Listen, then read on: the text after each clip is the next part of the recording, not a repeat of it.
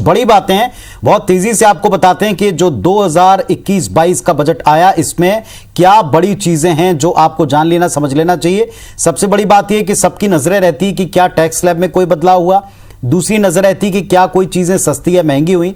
तो इनसे जुड़ी कुछ जानकारियां हैं जो लगातार IBS24 आपको दे रहा है, और एक बार अच्छे से समझ लें कि क्या चीजें सस्ती या महंगी हुई हैं या किन चीजों के ऊपर कितना असर पड़ा है। देखिए आप जरा, मोबाइल और इलेक्ट्रॉनिक सामान महंगा हो गया है। ये इस वक्त बजट के बाद के हालात और इनकी जुड़ी बड़ी बात। पेट्रोल डीजल के ऊपर सेस लग गया है। पेट्रोल पर 2.5 रुपए और डीजल पर 4 रुपए कृषि सेस लगाया गया। तो ये जाहिर तौर पर महंगा हो जाएगा, इसका असर सब पर पड़ेगा। डीजल पर 4 रुपए 2.5 रुपए और डीजल पर 4 रुपए कृषि सेस लगाया गया।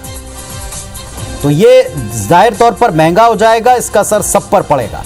डीजल पर 4 रुपए कृषि सेस लगाया गया और पेट्रोल पर 2.5 रुपए का सेस लगाया गया। हालांकि यह दावा है कि ग्राहकों पर इसका कोई असर नहीं पड़ेगा।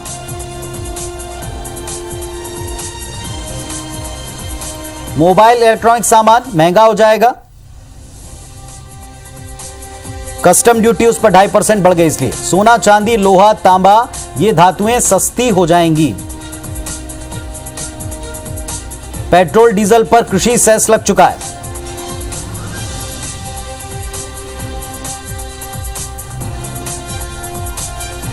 तो आपको बता दें कि पेट्रोल पर 2.5 रुपए, डीजल पर 4 रुपए का कृषि सेस लगा है, लेकिन ग्राहकों पर इसका असर नहीं पड़ेगा।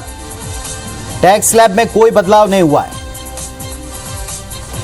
75 वर्ष से ज्यादा उम्र के जो बुजुर्ग हैं उनको अब ITR नहीं भरना पड़ेगा और टैक्स चोरी करने वालों पर सख्ती बरती जाएगी।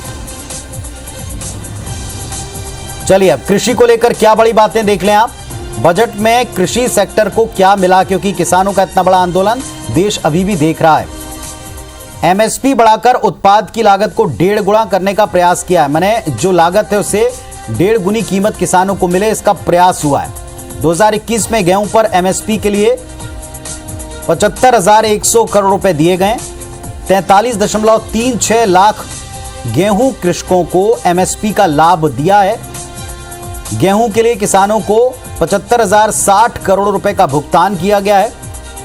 दलहन के लिए, दालों के लिए 10,503 करोड़ रुपए का भुगतान किया गया है।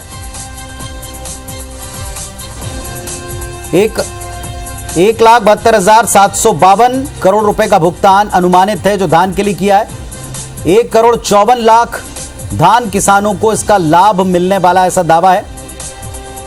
कृषि उत्पाद के निर्यात में 22 और उत्पाद हैं जिनको शामिल कर दिया गया है। 1,54 लाख धान किसानों को लाभ मिलेगा।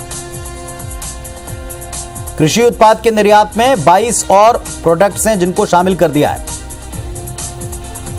APMC को एग्री इंफ्रा फंड के दायरे में लाने की घोषणा की गई। इसके अलावा एग्री क्रेडिट का लक्ष्य 16.5 लाख करोड़ रुपए बढ़ाकर किया गया।